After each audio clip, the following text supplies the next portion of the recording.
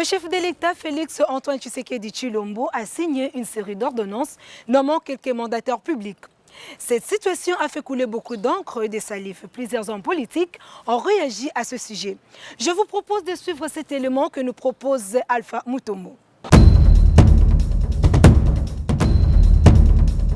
Le chef de l'État, Félix Antoine Tshisekedi, a signé une série d'ordonnances nommant de nouveaux dirigeants des entreprises publiques des Sociétés Générales de Carrière et de Mines, JECAMINE, à la Société Nationale de Chemin de Fer du Congo, SNCC. Selon bon nombre d'observateurs, ces documents de nomination ont été contresignés par le Premier ministre sortant Bruno Tshibala. Des personnalités politiques ont été promis des fonctions de directeurs généraux et les présidents du conseil d'administration dans ces deux sociétés basées à Lubumbashi, chef-lieu de la province du Haut-Katanga. De ces faits, ces nominations et les différentes signatures du chef de l'État, Félix Tshisekedi, sur ces ordonnances avaient provoqué un tollé dans la classe politique congolaise. Quelques acteurs politiques du FCC ont fait savoir que le président, en nommant ses mandataires, a violé l'article 81 de la Constitution, qui stipule que le président de la République nomme, relève, révoque, sur proposition du gouvernement délibéré en Conseil de ministres, les hauts fonctionnaires, le mandataire de l'État dans les entreprises et organismes publics. Ces ordonnances à la matière sont contresignées par le Premier ministre Bruno Tshibala. Une goutte d'eau qui avait déversé les vases et qui va pousser le député du FCC, Charles Nawej, a réagi dans une motion à l'Assemblée nationale, qui, selon lui, le chef de l'État avait signé ces documents dans un état d'inconscience, propos mal reliés par le militant de l'IDPS. À ce sujet, Joseph Ngoto, membre du MLC et vice-président interfédéral de Kinshasa, en charge de la jeunesse, indique que ces nominations devraient passer par un conseil de ministres pour être examinées avant sa promulgation. D'abord, de prime abord, il faut savoir que le chef de l'État, c'est lui qui nomme les mandataires de la République. De ce côté-là, il n'y a pas de problème. Mais la Constitution, à son article 81, dit, pour ces nominations-là, le chef de l'État doit recueillir l'avis du Conseil des ministres. Et si c'est adopté au niveau du Conseil des ministres, il va contresigner l'ordonnance avec le Premier ministre. Or, les nominations que le président de la République vient de faire, il n'y a pas eu Conseil des ministres. Et le moment où il a fait cette nomination, il n'y a pas le Premier ministre là qui a contresigné, était déjà sortant, était déjà démissionnaire. Donc ça pose problème. Ça pose problème. Et vous savez qu'il y a eu des débats au niveau de l'Assemblée. Il y a eu certaines personnes, notamment du CACH, qui disent qu'on ne pouvait pas venir traiter de ces dossiers de chef de l'État, des actes de chef de l'État au niveau de l'Assemblée. Ils ont raison. Moi, je dis ils ont raison. Mais le chef d'État lui-même leur a donné l'occasion qu'ils puissent parler de ça. Pourquoi? Parce que quand on demande au chef de l'État de contresigner la signature avec le Premier ministre, parce que c'est le Premier ministre qui engage le gouvernement au niveau de l'Assemblée. Donc là, comme lui n'a pas fait ça, c'est pour ça que les autres ont trouvé l'occasion de l'attaquer directement. Celui qui a le pouvoir de nommer, c'est le chef de l'État. C'est normal. Là, il ne viole pas. Mais est-ce que, la question que vous voulez me demander, est-ce que la procédure a été respectée? Non, là, je dis non. La procédure n'a pas été respectée. Il n'y a pas eu conseil des ministres. Il n'y a pas eu contre-insaint. Parce que Tshibala a déposé sa démission le 20 mai à 11h. À 15h, on a nommé Ilunga. Mais vous verrez que dans l'ordonnance, c'est Tshibala qui signe le 29. Donc, c'est un faux. Un faux au niveau de l'État, c'est grave.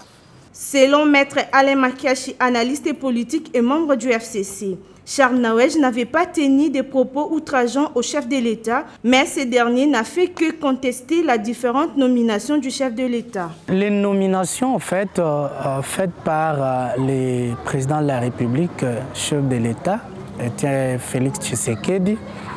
C'est dans ses prérogatives, oui, mais ça viole la procédure en la matière. Et donc, il est réprochable, selon la Constitution, par cette manque de respect de la procédure en la matière de prise d'acte qui revient à ses fonctions. Et donc voilà ce que je peux dire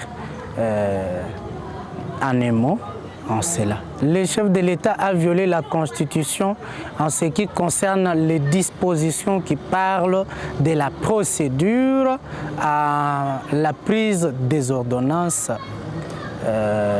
du chef de l'État. Les ordonnances qu'il a prises en matière de nomination de dirigeants d'entreprise, elle devait avoir la contre-signature du Premier ministre.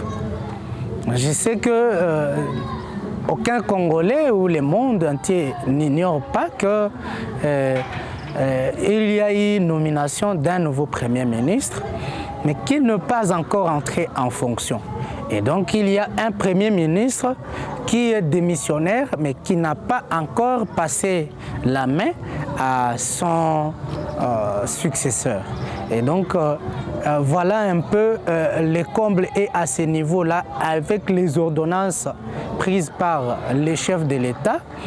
Il y a un problème du respect de procédure en la matière. C'est quel Premier ministre qui signe? Ça, c'est de 1.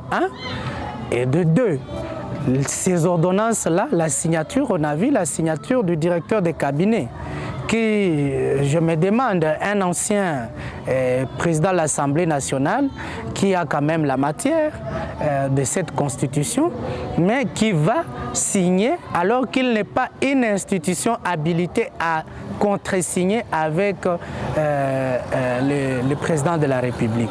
Et donc vous voyez déjà que c'est un problème grave, reprochable au chef de l'État.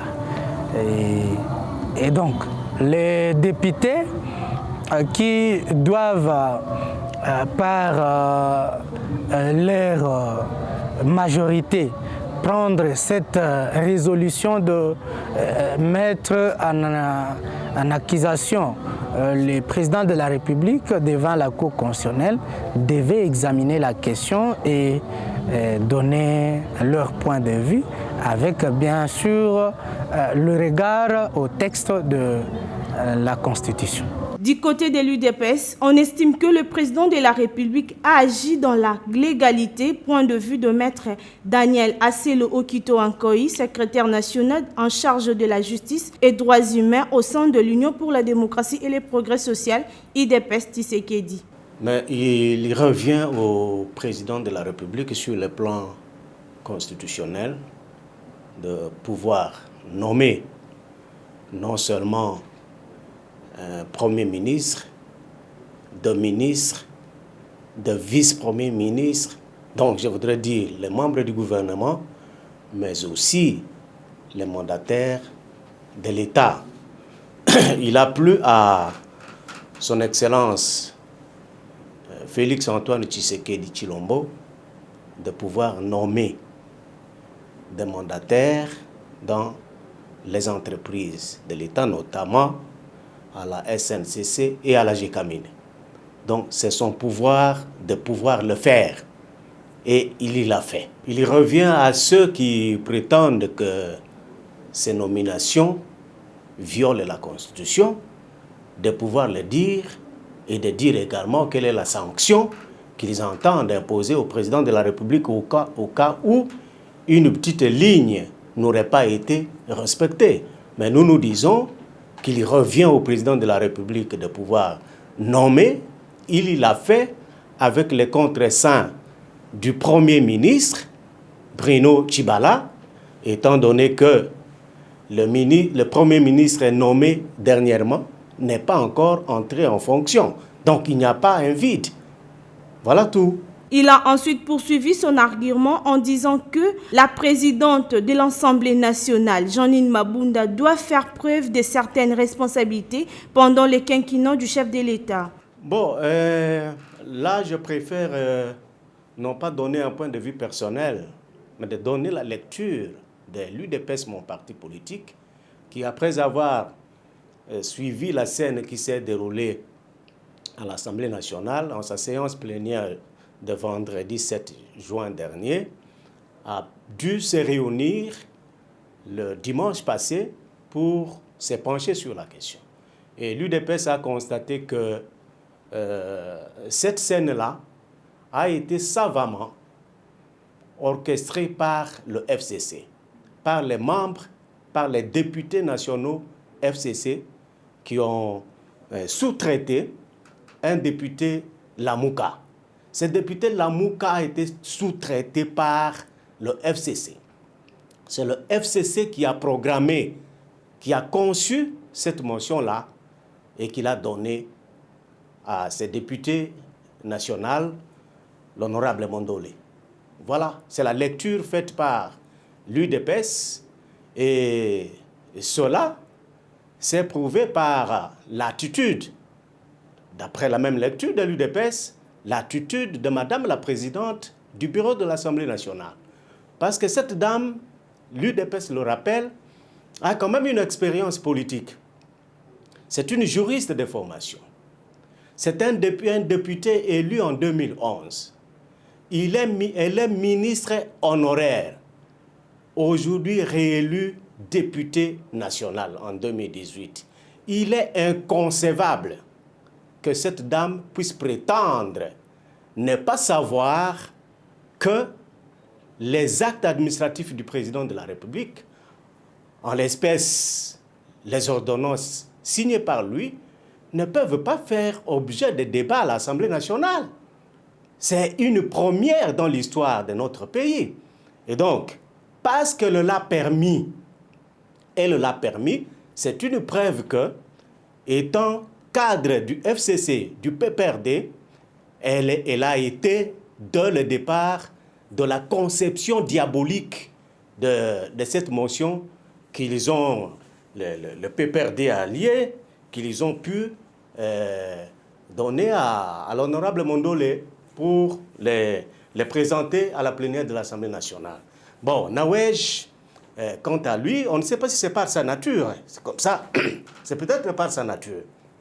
Parce que lui aussi, il est inconcevable qu'un cadre de ce pays. Après plusieurs tractations, manifestations, Charles Nawej a rompu son silence pour demander pardon au président de la République et à tout le peuple congolais suite au grave malentendu né de ses propos tenus à l'Assemblée nationale. Il a regretté sincèrement d'être à l'origine de quelques manifestations organisées par le militant de l'UDPS il y a peu dans la ville. L'intégralité de sa lettre est lue ici. Je viens par la présente manifester mes plus profonds regrets et solliciter le pardon de son Excellence, Monsieur le Président de la République et de tout le peuple congolais suite au grave malentendu né de profonds tenus au sein de l'Assemblée nationale. Rien ni personne ne peut justifier une atteinte à la plus haute instance de notre pays. C'est pourquoi je regrette sincèrement être à l'origine de cette entame dans notre cohésion nationale et réitère la demande de pardon de notre nation. Fils de cette nation, je n'ai jamais été dans le passé, ni aujourd'hui, et certainement pas demain, un acteur de sa déstabilisation et de la rupture de la paix. C'est pourquoi je ne voudrais pas que des personnes utilisent ma faute pour asseoir des agendas incompatibles à ma démarche et de celles qui me sont proches. En renouvelant mon serment d'engagement patriotique et mes hommages le plus déférents au chef de l'État, je ne peux qu'implorer son pardon et solliciter la clémence du peuple. Fin de citation.